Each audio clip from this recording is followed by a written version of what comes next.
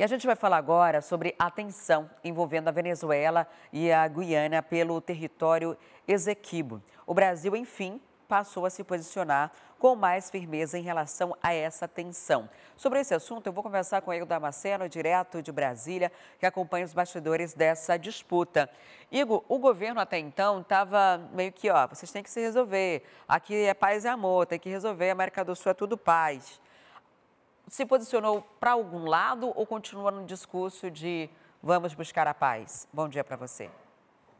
Bom dia, Adriane. Bom dia a todos que nos acompanham. O governo federal brasileiro finalmente está começando a sair de cima do muro e agora já está agindo contra a Venezuela.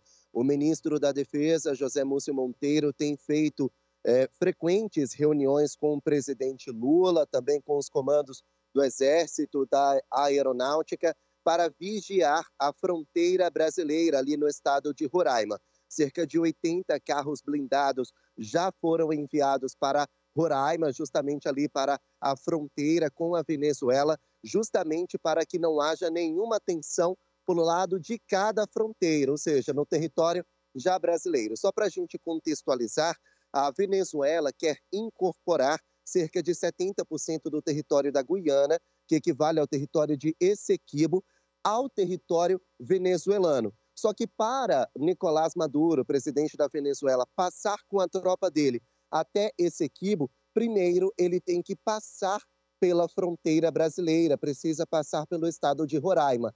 Aí o Brasil já entra em alerta. Como assim uma tropa inteira vai passar pelo Brasil, vai passar pelo território brasileiro? A gente precisa ter atenção. Então, depois de cair em si, o governo federal já começou a ter uma atenção redobrada. Inicialmente, como você disse, Adriane, o governo estava ali naquela onda paz e amor.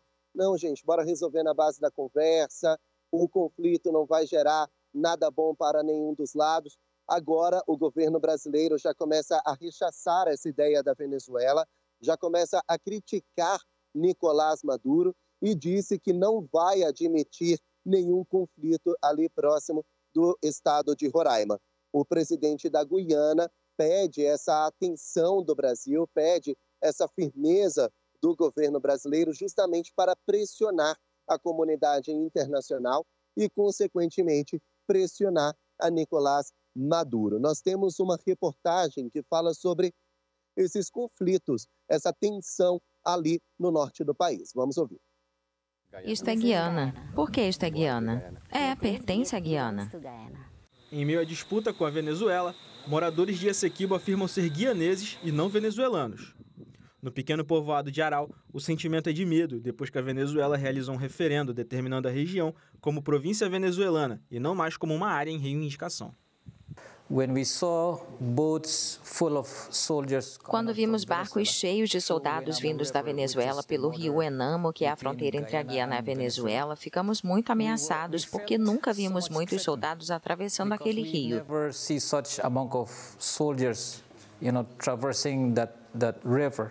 A disputa pelo Essequibo reacendeu em 2015, quando a gigante energética ExxonMobil anunciou a descoberta de grandes campos petrolíferos, deixando a Guiana com reservas de 11 bilhões de barris de petróleo.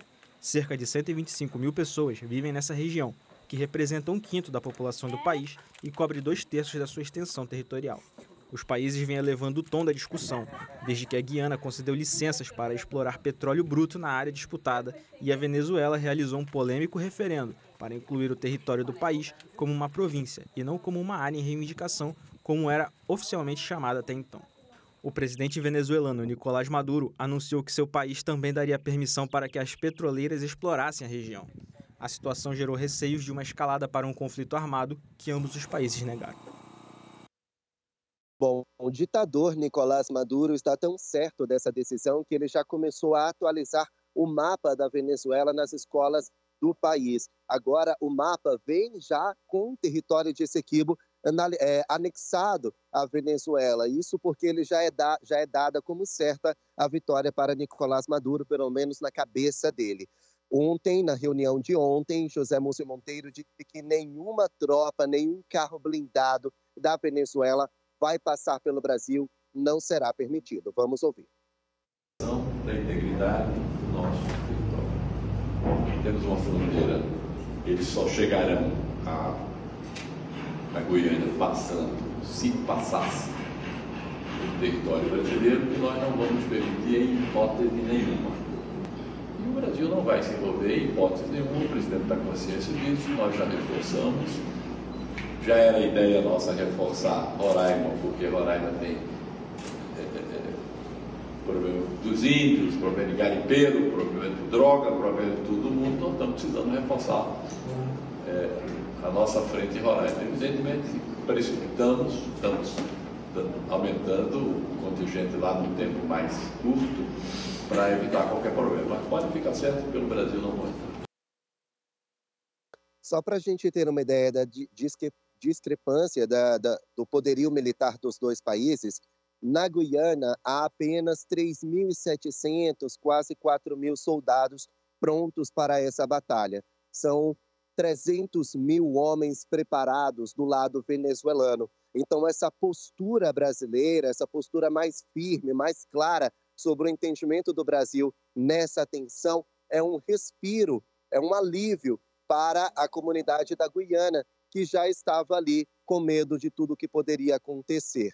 O poderio militar venezuelano conta ainda com armas que vêm da China e da Rússia. Então, quando os Estados Unidos também disseram que são contra os venezuelanos, aí a Guiana ficou um pouco mais tranquila. Mesmo assim, o que se espera é essa desistência de Nicolás Maduro, mas parece que ele está certo de que quer anexar, quer lutar por esse território. Adriane.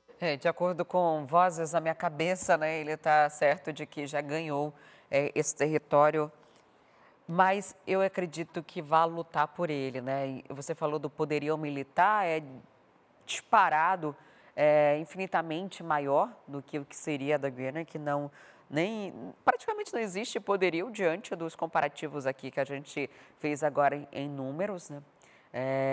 Mas a Venezuela não me parece um país muito harmonioso, né? Principalmente ao comando de Nicolás Maduro, para que haja entendimento, para que respeite a decisão da cúpula da ONU ou qualquer outra coisa nesse sentido. E nem mesmo da própria população, porque a população não se reconhece como venezuelana, né? Então, seria uma imposição ali, até a língua que se fala, né? Fala todo mundo inglês por lá. Então, vai ser uma espécie de imposição, pelo que me parece. Se declarar contrário à Venezuela é um discurso. Se posicionar diante de uma possibilidade de conflito é outra coisa, né? Há um alívio para a Guiana quando os países se mostram opositores, né, à Venezuela, mas entrar numa guerra, será que esses países estão dispostos a isso, Igor? Tudo que a gente não quer nesse momento é que o Brasil entre num conflito armado. Uma guerra nunca traz lucro para ninguém, muito pelo contrário, um prejuízo. Gasta-se milhões de dólares com uma guerra. A Rússia está vencendo a guerra contra a Ucrânia, mas a Rússia está com uma economia arrasada. Israel, com toda a sua tecnologia, também começa a sofrer os efeitos ali da guerra contra o Hamas. O grupo terrorista Hamas, eu não preciso nem falar, né? Está arrasado por Israel.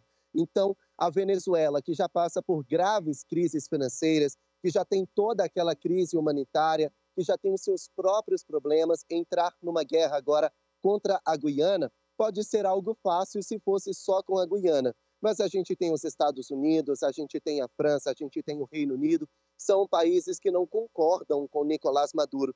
E agora o Brasil, que tinha um clima mais harmonioso com a Venezuela, também começa a se posicionar de forma contrária. Resta saber se Nicolás Maduro, com as vozes da cabeça dele, vai continuar insistindo nessa causa que não vai trazer nada bom para ninguém, se ele vai continuar se queimando com a comunidade internacional ou se ele vai ter um golpe de ciência, um golpe ali de lucidez, que é algo que falta para ele já há muitos anos. Não é interessante para ninguém, mesmo que a Venezuela esteja de olho nessa extração de petróleo ali perto de Essequibo, realmente ele vai se queimar ainda mais com a comunidade internacional e até os poucos amigos que Nicolás Maduro tem tendem a virar as costas para ele. Não é interessante. Ele já tem uma exploração grande de petróleo, né? Nada que garanta a qualidade de vida para as pessoas que vivem lá, mas já existe também dentro do próprio território venezuelano a extração. Quer ficar por dentro de todas as notícias e programação da TV A Crítica? Então já se inscreve e ativa o sininho. E até o próximo vídeo.